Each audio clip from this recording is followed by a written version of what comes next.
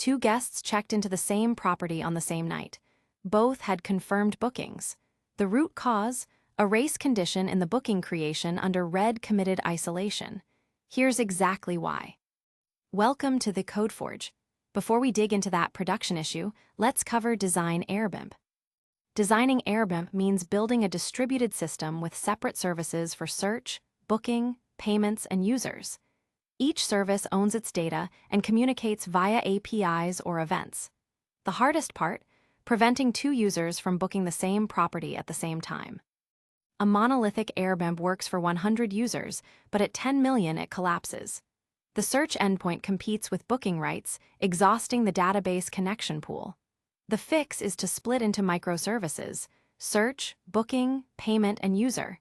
Each scales independently and owns its data. Here's a high-level view of the service boundaries. Each service has a specific responsibility and data store. They communicate via gRPC for synchronous calls and Kafka for asynchronous events. The API gateway routes requests and handles authentication. Search is the most read-heavy endpoint. A relational database with like queries dies under load. Elasticsearch handles full-text search and geoqueries. To keep the index in sync, we use change data capture, CDC, with Debugging to stream changes from PostgreSQL to Elasticsearch. For high-traffic listings, we cache availability in Redis. Here's the CDC pipeline in action. Debugging monitors the bookings table and emits events to Kafka. The search service consumes these events and updates the Elasticsearch index. This gives near real-time sync with minimal latency. The hardest part of Airbnb is booking. Two users can click book at the same time. Without proper locking, both succeed. The fix is optimistic locking with a version column. Each availability row has a version number. The update includes where version equals old version. If the version changed, the update fails and the application retries. This sequel shows optimistic locking in action. We read the current version, then update only if the version matches. If 0 rows are affected, we roll back and retry. For high-contention properties, we also use select for update to lock the row. Payments are the most failure-prone part. Never process payments synchronously in the booking request.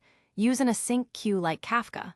The booking service creates a booking with status pending, enqueues a payment event, and returns immediately. The payment service consumes the event, charges the guest, and updates the booking status. Idempotency keys ensure the same charge isn't made twice. Here's the payment processing code. The booking service enqueues a payment event with an idempotency key. The payment service checks if the key was already processed, then charges via Stripe with the same key. If payment fails, the booking is canceled and availability restored. Cache aggressively for read-heavy endpoints, but never cache availability for booking decisions. That's a recipe for double bookings. Use cache aside. On cache miss, load from DB and populate cache with a TTL. Search results can be cached for 1 minute, property details for 5 minutes. This is the cache aside pattern. First, try the cache. On a miss, load from the database and populate the cache with a TTL. This reduces database load and improves response times. The database is the backbone. Key tables: users, properties, property calendar, 1 row per property per date, bookings, and payments. The calendar table is denormalized for fast availability checks. Use UUIDs as primary keys and an exclusion constraint to prevent overlapping bookings at the database level. Here's the full schema. Note the exclusion constraint on bookings that prevents overlapping confirmed bookings using a GSD index. This is a safety net, even if application logic fails. Design APIs for the front end, not for your database schema. Use cursor-based pagination for list endpoints. Return meaningful error codes. 409 conflict for double booking attempts. Use idempotency keys on post endpoints to allow safe retries. Here are the key API endpoints. Search returns paginated results with a cursor. Booking creation accepts an idempotency key and returns a pending status. Payment processing is async and also uses an idempotency key. Search and property details are red-heavy. Use red replicas for the booking database to offload select queries. For property images and static assets, use a content delivery network with long TTLs. Elasticsearch handles high read throughput natively with multiple nodes and sharding. Here's how to configure read replicas with Hikari CP. The primary handles writes, replicas handle reads. Use at transactional, read only equals true to route read-only queries to replicas. Be aware of replication lag. A user might not see their own booking immediately after creation. You can't fix what you don't measure. Key metrics: booking success rate, payment success rate, search latency, DB connection pool utilization, queue depth. Set up alerts. If booking success rate drops below 99%, page the on-call. Use distributed tracing to debug slow requests. Here are example Prometheus metrics and alert rules. Track booking success rate, payment queue depth, and search latency. Alert when failure rate exceeds 1% or queue depth exceeds 1,000. This is the same issue we highlighted at the start. Here's exactly why that happened. The team assumed read committed isolation was sufficient. Two concurrent transactions read the same availability row, both saw available, then both inserted a booking. No locking or version check was in place. The application level check, if available then insert, had a race window. The fix was to change booking creation to use SCRIALIZABLE isolation and add an availability version column. The update statement includes where version equals old version. If 0 rows affected, the booking fails and retries. This prevents double bookings even under high concurrency. I've seen teams skip the version check and rely on select for update alone. That still has a race. Two transactions can both read the same version, then both update. The second update overwrites the first. Always include the where version equals old version. This is the exact code that caused the $50K incident. The update had no version check, so two concurrent transactions both succeeded. Always include a version column and check it in the where clause. If you read from replicas immediately after a booking, you might not see the new booking due to replication lag. Solution: after booking creation, read from primary for the next 1 second or use session stickiness. Never cache availability for booking decisions. I've seen a startup cache availability in readies with a 10-second TTL. 2 users read available from cache, both booked, double booking. Always read availability from the database with proper locking during booking.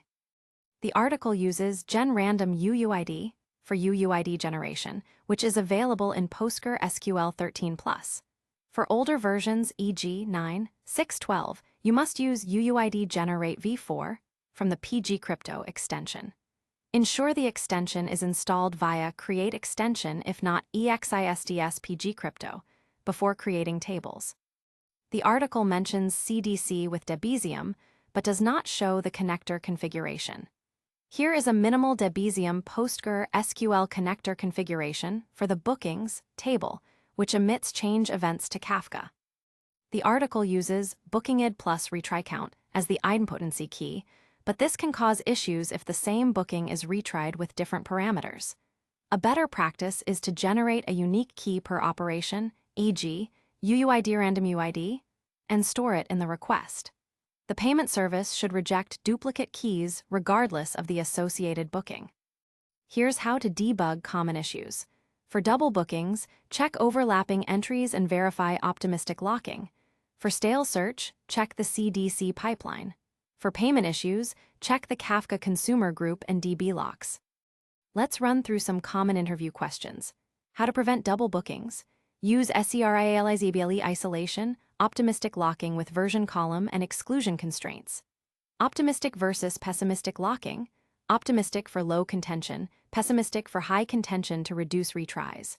Payment service crash after charge. Idempotency key ensures exactly once processing. On restart, check key and skip if already charged. And a few frequently asked questions. How to prevent double bookings. Use optimistic locking with version column and SCRIALIZABLE isolation. Difference between optimistic and pessimistic locking. Optimistic assumes rare conflicts and retries, pessimistic locks rows upfront. How to handle payments asynchronously. Use Kafka queue with idempotency keys.